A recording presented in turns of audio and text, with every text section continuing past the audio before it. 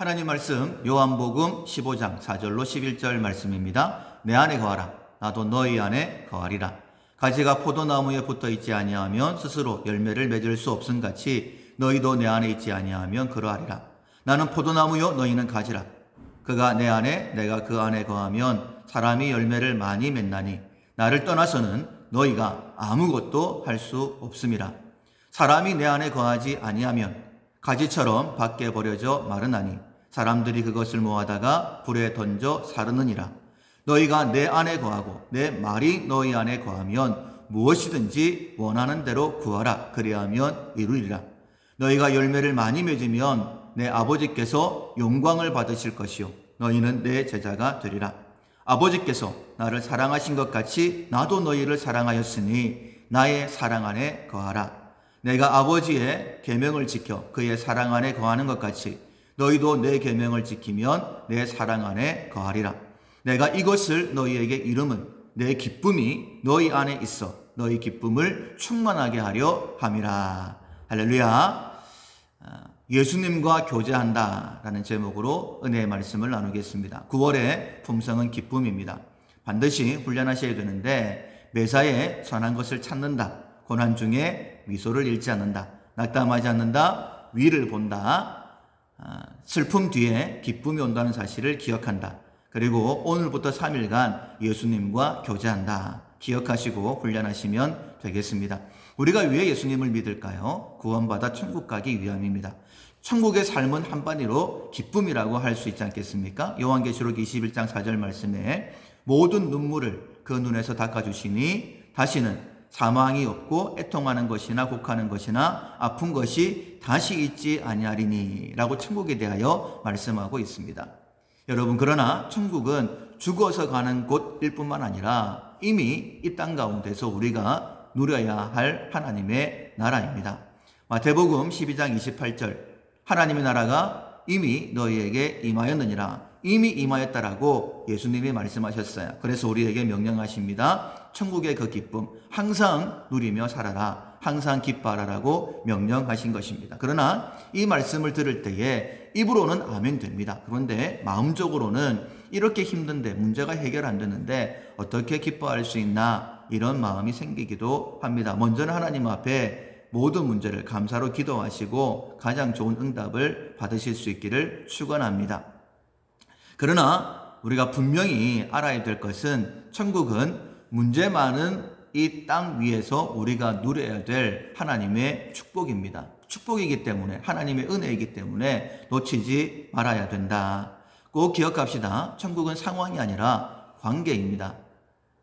이런저런 문제가 해결되어야지만이 누릴 수 있는 것이 아니다라는 사실을 마음에 먼저 새기셨으면 좋겠어요. 관계입니다. 눈을 떴는데 예를 들어서 가장 좋은 아름다운 모든 것이 갖추어진 그런 곳이에요. 근데 혼자 있습니다. 예를 들어서 무인도. 그러면 그곳을 천국이라고 할 수 있을까요? 아니죠. 관계. 그 관계 안에서 우리는 천국을 누릴 수 있게 됩니다. 그래서 오늘 본문 4절에 보면 내 안에 거하라 나도 너희 안에 거하리라 라고 말씀하신 거예요. 이어 말씀하시기를 가지가 포도나무에 붙어 있지 아니하면 스스로 열매를 맺을 수 없음같이 너희도 내 안에 있지 아니하면 그러하리라 라고 그렇게 말씀을 하신 거예요. 열매를 맺어라 라고 명령하시지 않습니다. 열매는 저절로 맺히는 거예요. 무엇을 명령하시냐면 내 안에 거하라 나에게 붙어 있어라 라고 말씀하시는 겁니다. 이런 말이 있었었죠. 여름밤에 포도나무 밭에 가면 끙끙거리는 소리가 난답니다. 왜냐하면 포도가 그 가지에서 열매를 맺으려고 애쓰는 소리가 나는 거예요. 여러분 농담인 거 아시죠? 우스갯소리입니다. 끙끙거린다고 어떻게 열매를 맺을 수 있을까요? 그냥 붙어 있으면 저절로 맺어지는 것입니다. 동일합니다. 기쁨, 우리의 그 어떤 노력으로 우리가 기뻐할 수 있는 게 아니라는 거예요. 이렇게 되면 저렇게 하면 이렇게 되기 위해서 내가 이렇게 애쓰면 그 문제가 해결되면 우리가 기쁨을 누릴 수 있는 것이 아니다 라고 분명히 말씀하십니다.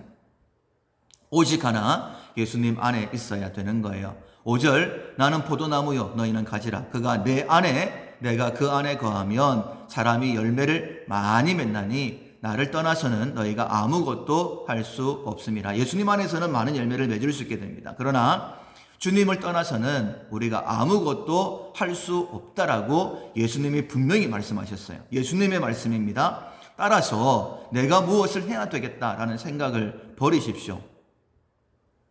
환경이 바뀌어야 된다라는 생각을 버리십시오. 그래야지만이 우리가 비로소 기쁨을 누릴 수 있는 그 자리에 한 걸음 더 나아가게 되는 것입니다.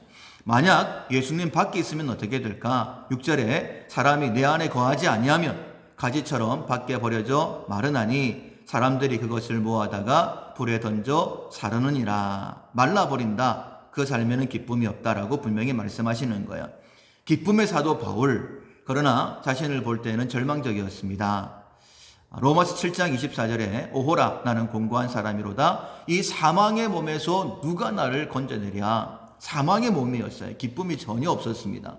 누가 나를 건져내랴. 그런 탄식이 있었어요. 그러나 주님을 만났습니다. 주님이 건져내 주셨어요.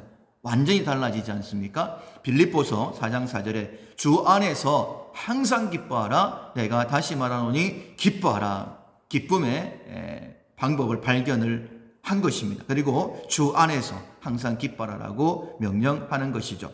너무나 기쁘고 행복하니까 이 복음을 증거해야 되겠다. 예수님도 그렇게 명령하셨고, 그래서 그의 사명은 생명을 다해서 이 복음을 전한 것이었죠. 빌립보서 1장 21절에 이는 내게 사는 것이 그리스도니 죽는 것도 유익함이라. 죽음도 불사하고 이 기쁜 소식 복음을 증거한 것입니다. 빌립보서 3장 8절에 또한 모든 것을 해로 여김은 내 주 그리스도 예수를 아는 것이 가장 고상하기 때문이다 라고 했습니다. 그러니까 예수님만 알 수 있다면, 예수님 안에 더 가할 수 있다면 이 모든 것들은 다 배설물로 여길 수 있다. 그렇게 고백을 한 것입니다. 이제 한번 중요한 질문을 하겠습니다. 어떻게 해야 예수님께 붙어 있을 수 있을까요?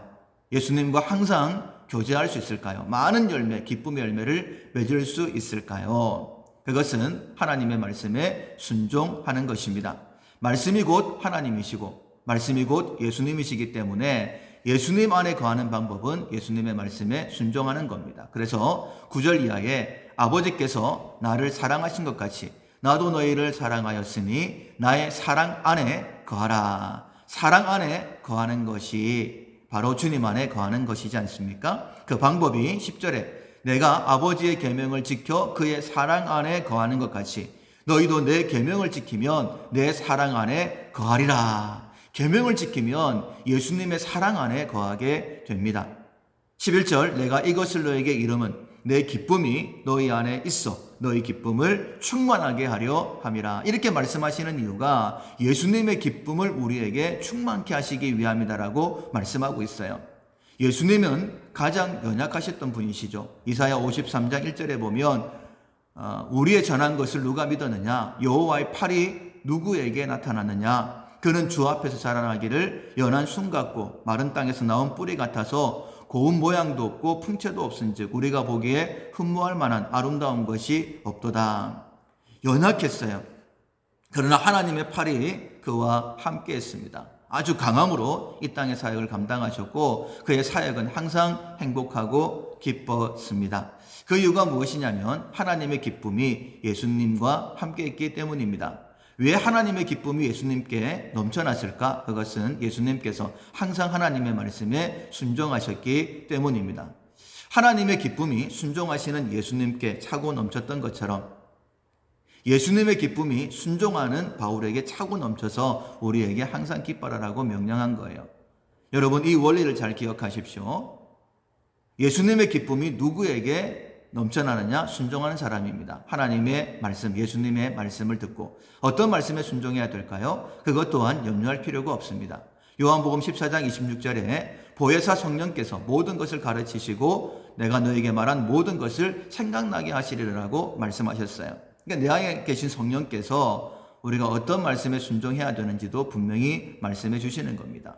예수님 안에 거하는 것, 사랑 안에 거하는 것, 하나님의 말씀에 순종하는 것, 성령께서 내 안에 주시는 그 감동을 따라 순종하는 것이다라고 말씀하고 있습니다. 오늘과 내일 3일 동안 예수님과 교제한다. 말씀대로 순종한다.